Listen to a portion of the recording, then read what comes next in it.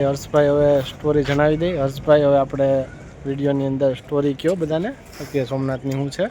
સોમનાથ મહાદેવનું મંદિરની સ્થાપના જ્યારે કરવામાં આવી ત્યારે એમની જે વાર્તા છે એવી છે કે ચંદ્રમાને શ્રાપ આપવામાં આવે છે.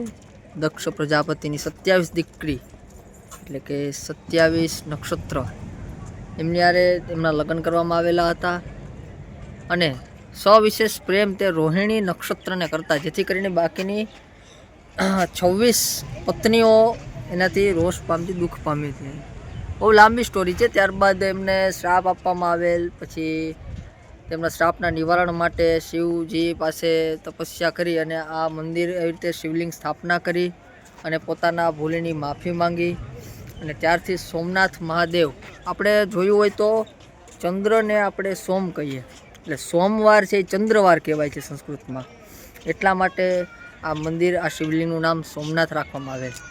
અહીંયાથી એક અક્ષાંશ રેખા જાય છે, જે રેખા પૃથ્વીનો આખો છેડો ચીરી અને ફરીથી પાછું એ જ જગ્યાએ આવી જાય એવું માન્યતા માનવામાં આવે છે અને આપણા ભૂગોળશાસ્ત્રીઓએ તે સાબિત પણ કર્યું છે. જય સોમનાથ મહાદેવ.